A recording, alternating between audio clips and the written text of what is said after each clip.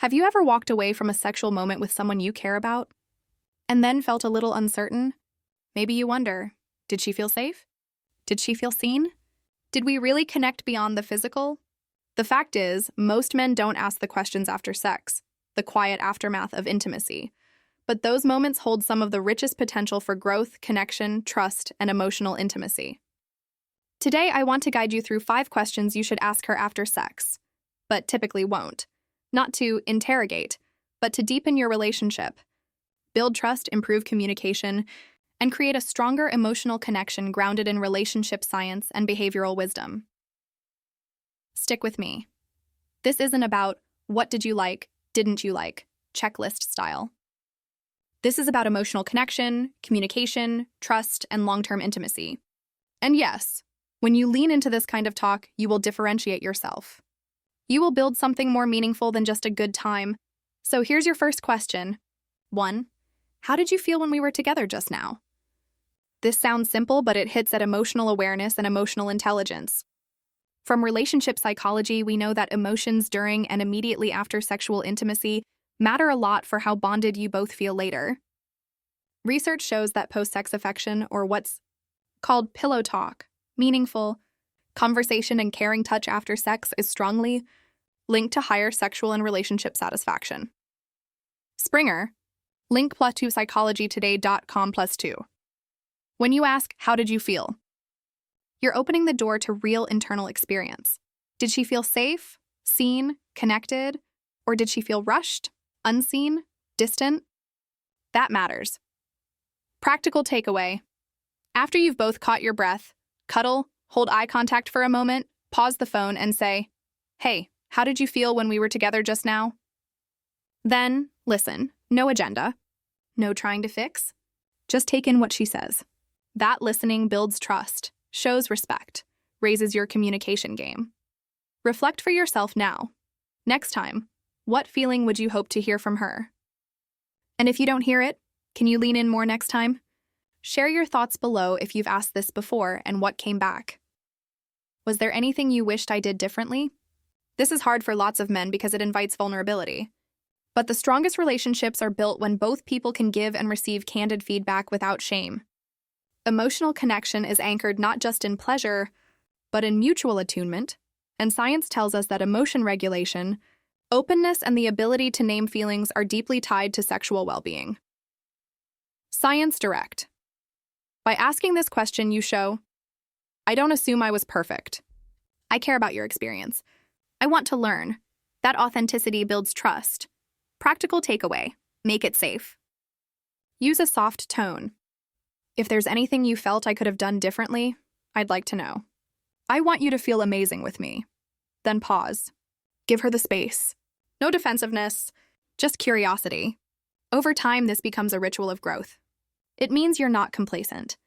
You're committed. What do you fear she might say? And what would you do if she said it? If you're brave enough to answer honestly, you're already ahead. If this resonates, hit like so more people who care about intimacy will find it. What was the highlight for you in our time together? This one is about shifting the focus into positive memory formation, gratitude, and emotional bonding. Research around after-sex afterglow effects shows that the brain releases bonding hormones like oxytocin, the connection hormone, which help us feel safe and attached. SciPost, Psychology News +1. Also, when couples engage in that post-sex affectionate communication, connection and satisfaction go up. Springer link +1 by asking, what was your highlight? You reinforce positive emotion, you invite reflection, you strengthen your emotional link. Practical takeaway. After you've asked the first 2 questions, lean in, smile, say, for me the highlight was try A. Then ask her. It could be a glance, a whisper, something you both did. And when she answers, reflect, appreciate it. Maybe say, that meant a lot to me when you did that, or I loved that side of you. This kind of connection grows trust, emotional safety, and long-term intimacy. Think, what do you want her to highlight when you ask this? And can you replicate or build that? If you enjoyed this tip, share the video with someone who might benefit. Is there anything you'd like us to talk about or try next time? Now we're moving into future-oriented communication. The kind of relational advice that builds enduring intimacy. Relationship science, like research from the Gottman Institute, emphasizes the importance of emotional safety, active listening, shared curiosity, and building a love map of your partner, knowing their world, their wishes, their evolving needs. Ascension Counseling and Therapy +1. By asking this question, you invite her input. You show you're not just focused on now, but care about next time, about growth together, about exploring what's meaningful for both of you. Practical takeaway. Use this as a moment of joint planning. If you could pick one thing we explored next time, what would it be? And what do you feel comfortable with? It doesn't need to be big or wild. It could be just more cuddling, more talk, more time to wake up together. The key. The conversation is oriented toward connection, trust, and mutual pleasure, which of course builds emotional connection and strengthens intimacy. So ask, what might she want to talk about or try that you haven't considered? Maybe she'll surprise you. Beautiful. How are you doing right now, emotionally and physically? This question ties back into aftercare, the often undervalued phase after sex, where your nervous system is shifting out of arousal, hormones are rebalancing, emotions are surfacing. Experts emphasize that aftercare isn't just for intense scenes. It's for all encounters of intimacy. Coel +1. By asking how she is doing moment to moment, you acknowledge that sex isn't closed when the act ends. The act ends, but the emotional and physiological effects continue. You're showing you care for her fuller experience. Practical takeaway. As you lie together, hold her hand, look at her, ask, how are you doing right now? Are you feeling okay? Have you everything you need? And if she says she's tired, emotional, maybe even a bit vulnerable, you respond with care. Thank you for telling me. I want you to feel comfortable. Let's stay here if you like. That simple presence deepens connection, builds trust, and will be remembered. Over time, it says, you matter, beyond my want, beyond my need. So pause for a moment now. Imagine asking that. How might she respond? How will you respond? Preparation matters. Now let's pull this all together. These 5 questions create a cycle of emotional connection, open communication, mutual growth, deeper trust, stronger intimacy. You aren't just doing a sex good checklist. You're reinforcing the idea that intimacy is more than just the act. It's the emotional, the psychological, the relational. It's built through science-backed behaviors. Post-sex affection matters. For example, couples who spend more time in that post-sex affectionate zone report higher relationship and sexual satisfaction. Psychology, today.com +1.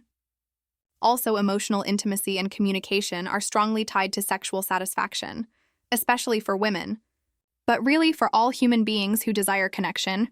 creatingchangela.com+. One here as one last piece of truth. If you wait until you're comfortable asking these questions, you'll wait too long. The growth, the bond, the emotional connection happens when you lean in, even when it feels awkward, even when you aren't sure what she'll say. Because the very act of asking shows you care. It shows you're present. It shows you're not distracted. It says, our experience matters.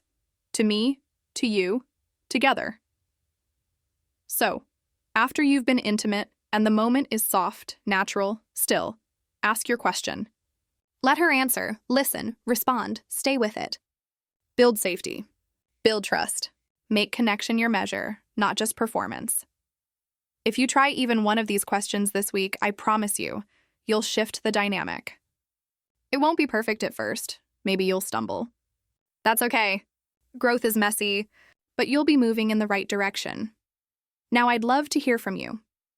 In the comments below, tell me which of these questions feels most useful to you, and what you anticipate might happen when you ask it.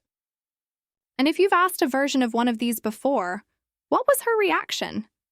Did you feel differently afterwards? Let's share, learn, grow. If this resonates, hit that like button so more people who are serious about emotional connection and intimacy will find this video. And if you haven't yet, subscribe to The Intimacy Doctor for more real talk, real science, real intimacy. Click that bell so you don't miss our next video where I'll dive into how to handle when your partner doesn't feel ready, how to navigate consent, connection, and emotional safety together. Because intimacy isn't just the high points, it's the sudden gaps, the pauses, the not now moments, and how you handle them matters. Thanks for being here. Thanks for being willing to ask the questions that most men skip. Because when you ask, you show up. And when you show up, you build something real. I'll see you in the next one.